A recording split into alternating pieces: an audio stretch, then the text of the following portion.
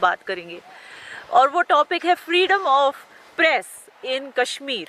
इसके बारे में बहुत हल्ला गुल्ला होता है। यहाँ पे कुछ कश्मीरी जर्नलिस्ट हैं जो कहते हैं कि उन्हें फ्रीडम नहीं दी जाती अपने आप को एक्सप्रेस करने की।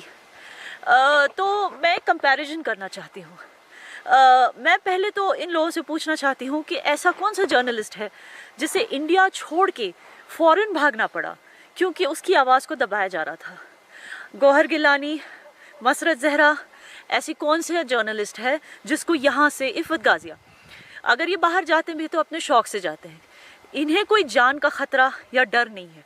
वो यहाँ रह के भी वो हर चीज़ बोल सकते हैं, हर झूठ या हर सच बोल सकते हैं, मगर वो जो बोलना प्रेफर करते हैं वो उनकी मर्ज़ी है। उन्हें उनके पास वो हक़ है क्योंकि इंडियन कॉन्स्टिट्यूशन उन्हें वो हक़ देता है और वो इस हक़ का बड़े अच्छे से इस्तेमाल करते हैं। ये कहते हैं कि इन्हें फ्रीडम ऑफ प्रेस नहीं दिया जाता। तो एक कंपैरिजन करते हैं। एक है करीमा बलूच जो बलूचिस्तान से थी और उनके साथ क्या हुआ ये तो आप सब जानते हैं। उनसे पहले भी ऐसे कई जर्नलिस्ट हैं जिनको असाइलम के लिए पाकिस्तान छोड़ के बाहर जाना पड़ा क्योंकि उनके जान पे ख़तरा था। और ये वो बना के नहीं बोलते थे, उनकी आँखों के सामने उनके अपनों को किडनैप किया जाता था, गायब किया जाता था। 10-10, 15-15 सालों से उनके अपने गायब हैं, उनकी लाशें तक नहीं मिली। और करीमा बलूच का ये बताया जाता है कि उसकी जो मौत हुई वो डूबने से हुई और उसमें कोई फाउल प्ले नहीं है। दोस्तों ये बताइए, अगर फाउल प्ले नहीं होता तो जब उसकी बॉडी बलूचिस्तान पहुंची, पाकिस्तान पहुंची, पहले कराची पहुंची, तो वहाँ पे पाकिस्तान रेंजर्स, पाकिस्तान आर्मी वाले क्यों तैनात थे?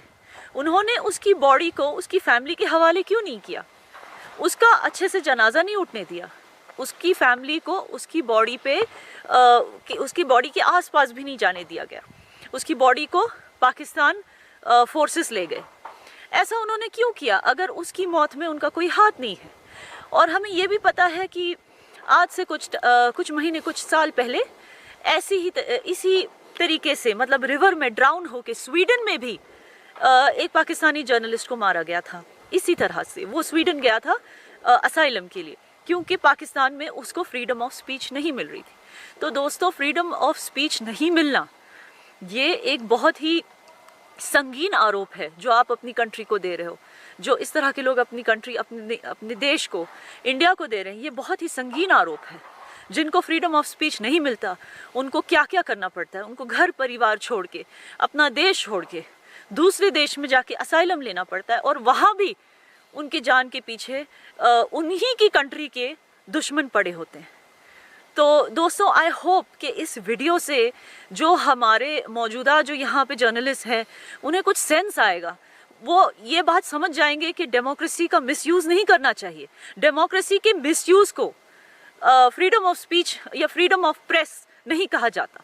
तो आई होप कि वो ये रियलाइज़ करें कि इस तरह के बयान दे के उन्होंने हमारी कंट्री को, जिसका कॉन्स्टिट्यूशन इतनी फ्रीडम देता है अपने सिटीजन्स को, उस कंट्री को कितना बदनाम किया है, फॉरेन में जाके इतना बदनाम किया है कि इंडिया को अनफॉर्चुनेटली पाकिस्तान से सिर्फ कुछ ही रैंक्स ज़्यादा मिले हैं फ्रीडम ऑफ प्रेस इंडेक्स में। और ये दिस इज़ रियली, ये बहुत ही एक शेमफुल चीज़ है कि कुछ इंडियंस ने इस तरह से इंडिया का नाम बदनाम किया है सिर्फ पॉलिटिकल मोटिव्स के लिए। तो आई होप कि इस वीडियो से उन्हें थोड़ा सा सेंस मिले। Thank you very much for listening. जय हिंद।